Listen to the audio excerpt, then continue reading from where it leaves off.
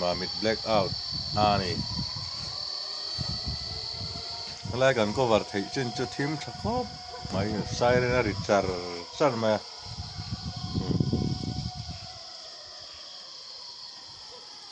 blackout mà mít blackout van thèn rèn thà bụi em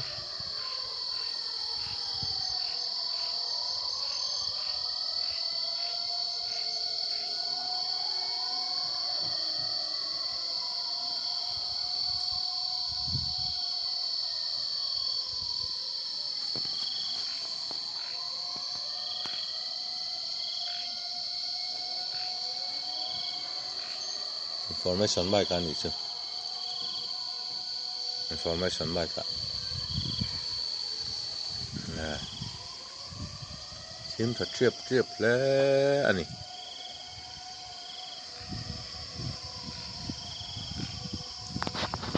blackout vẫn dòng thật khóc đấy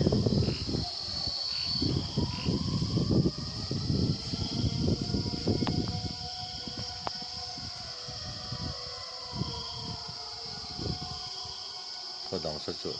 xếp sự chủ mà còn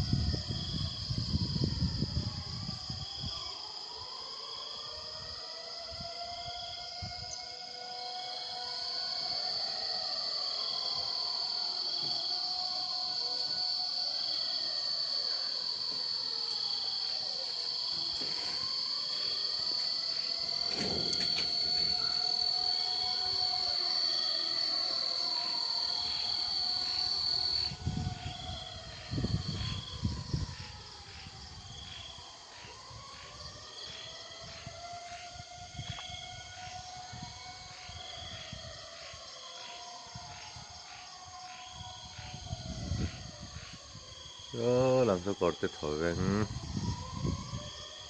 anh à phải xếp mày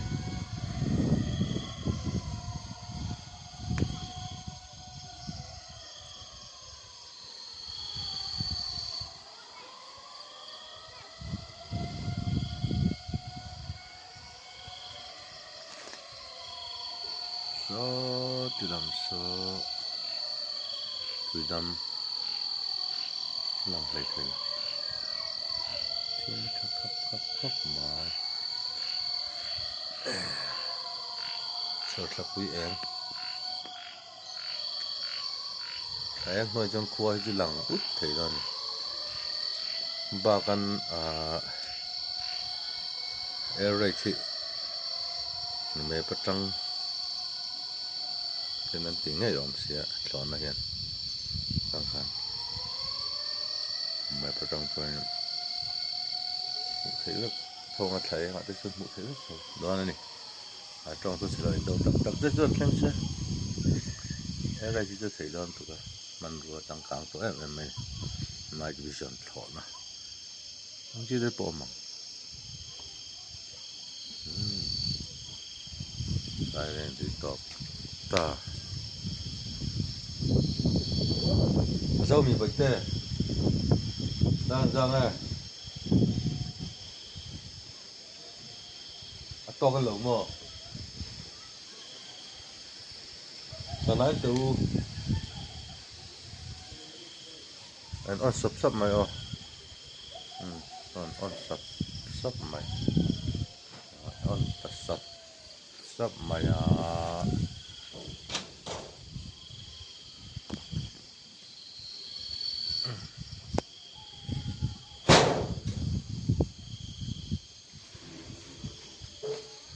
là của em tập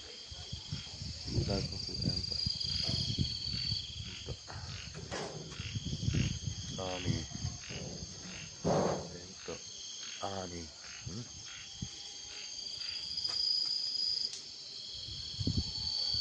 on đó là vậy tê on đó phải thì tụi nó chứ